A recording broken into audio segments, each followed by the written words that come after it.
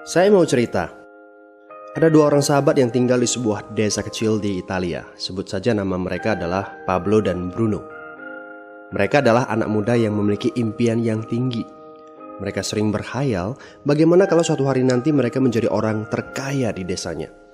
Keduanya merupakan orang yang sangat ambisius. Yang mereka perlukan adalah sebuah kesempatan. Pada suatu hari, kesempatan itu pun datang. Kepala desa memutuskan untuk mempekerjakan kedua anak ini untuk membawa air dari sungai ke sebuah penampungan air di tengah desa. Keduanya masing-masing membawa 2 buah ember dan segera menuju ke sungai. Menjelang sore, keduanya telah mengisi penampungan air sampai penuh. Kepala desa menggaji mereka masing-masing berdasarkan jumlah ember air yang mereka bawa. Wow, Pablo dan Bruno senang sekali. Ini berarti impian mereka akan segera terkabul. Mereka sulit percaya jika mereka bisa mendapatkan rezeki sebanyak ini. Mereka bekerja lebih keras lagi setiap hari agar bisa mengangkut air lebih banyak. Namun, Pablo mulai merasakan ketidaknyamanan. Ia tidak yakin pekerjaan ini bakal buat impiannya terwujud. Punggungnya nyeri dan kedua telapak tangannya lecet-lecet. Kian hari, kian takut saat harus pergi bekerja. Ia pun mulai berpikir keras mencari akal bagaimana caranya membawa air dari sungai ke desanya. Aha, Pablo mendapatkan ide. Bruno, saya punya rencana. Daripada kita mondar-mandir bawa-bawa ember setiap hari, kenapa kita nggak sekalian aja buat sebuah saluran pipa dari sungai ke desa kita? Saluran pipa? Ide dari mana itu? Seru Bruno. Kita udah punya kerjaan yang bagus, Pablo. Saya bisa bawa 100 ember sehari. Saya akan jadi orang kaya. Di akhir minggu, saya bisa beli pakaian baru. Pada akhir bulan, saya bisa beli seekor sapi. Dan pada akhir tahun, saya bisa bangun sebuah gubuk baru. Nggak ada kerjaan sebagus ini di desa ini. Setiap minggu kita bisa liburan. Setiap akhir tahun, kita berhak cuti selama 2 minggu dengan gaji utuh. Kita akan punya hidup yang layak. Jadi buang jauh-jauh lah pikiran untuk bangun saluran pipa. Tapi Pablo tidak putus asa. Ia akhirnya memutuskan untuk bekerja paruh waktu. Ia tetap bekerja mengangkut ember-ember air. Separuh waktunya, serta di akhir pekan, dia luangkan waktu untuk bangun saluran pipanya. Hal itu tidak mudah. Penghasilannya otomatis menurun dan dibutuhkan waktu 1 hingga 2 tahun sebelum saluran pipanya bisa menghasilkan sesuatu yang berarti. Bruno dan orang-orang desa mulai mengejek Pablo. Dia menyebutnya Pablo si manusia saluran pipa. Bruno yang berpenghasilan hampir 2 kali lipat dari Pablo terus memamerkan barang-barang baru yang berhasil ia beli. Sapi, keledai, pakaian, sepatu baru, gubuk bertingkat 2. Bruno bisa makan mewah di kedai. Orang-orang di desa menyebutnya Tuan Bruno. Sementara Bruno berbaring santai di sore hari pada akhir pekan, Pablo terus saja menggali saluran pipanya. Pada bulan-bulan pertama, Pablo memang tidak bisa menunjukkan hasil dari usahanya. Pekerjaannya memang sangat berat, bahkan lebih berat daripada kerjaan Bruno. Karena Pablo juga harus bekerja pada malam hari. Demikian pula di akhir minggu. Tapi Pablo selalu mengingatkan pada diri sendiri bahwa impiannya dibangun berdasarkan pada perjuangan yang dilakukan hari ini. Dari hari ke hari, dia terus menggali, inci demi inci. Sedikit demi sedikit, lama-lama jadi bukit. Dari 1 inci kemudian menjadi 1 kaki. Kemudian jadi 10 kaki. Kemudian 20 kaki, 100 kaki, dan seterusnya. Bersakit-sakit dahulu, senang-senangnya kemudian. Demikian dia terus menyemangati dirinya sendiri. Sepulang kerja, tubuhnya lelah sekali. Fokus pada hasilnya. Kata-kata itu terus ia ulangi dalam hati setiap hari saat dia pergi tidur. Sementara dari bar di desa itu terdengar gelak tawa mengiringinya ke alam mimpi. Ayo, fokus pada hasil akhir. Hari berganti bulan, saluran pipanya sudah setengah jadi. Saat beristirahat, Pablo melihat dari jauh sahabatnya Bruno yang terus saja mengangkut ember-ember. Bahu Bruno tampak semakin lama semakin membungkuk. Dia menyeringai kesakitan. Langkahnya semakin lamban akibat kerja keras setiap hari.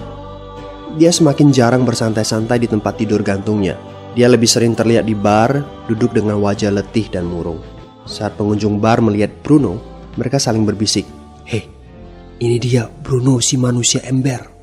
Dia lebih suka duduk sendiri di sudut yang gelap ditemani botol-botol kosong di sekelilingnya. Akhirnya, Saat bahagia Pablo pun tiba. Saluran pipanya sudah rampung. Orang-orang desa berkumpul saat air mulai mengalir dari saluran pipanya menuju ke penampungan air di desa. Sekarang, desa ini sudah bisa mendapatkan pasokan air bersih secara tetap. Pablo tidak perlu lagi membawa ember. Artinya, airnya akan terus mengalir, baik dia sedang bekerja maupun tidak. Air itu mengalir saat dia makan, saat dia tidur. Air itu mengalir di akhir minggu ketika dia asik bermain. Semakin banyak air yang mengalir ke desa itu, semakin banyak pula uang yang mengalir ke kantong Pablo. Apa moral dari cerita ini? Pertanyaan yang paling penting untuk kita renungkan adalah, siapakah Anda? Seorang pembawa ember atau seorang pembuat saluran pipa? Apakah Anda hanya mendapatkan penghasilan jika Anda datang ke tempat kerjaan, seperti Bruno pengangkut ember?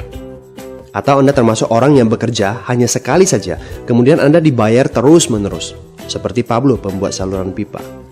Jika Anda termasuk orang kebanyakan, itu berarti Anda bekerja dengan menggunakan pola pembawa ember. Anda membarterkan waktu untuk mendapatkan uang. Maksudnya, bekerja 1 jam dibayar per jam, bekerja 1 bulan dibayar per bulan, bekerja setahun dibayar per tahun. Masuk akal kan?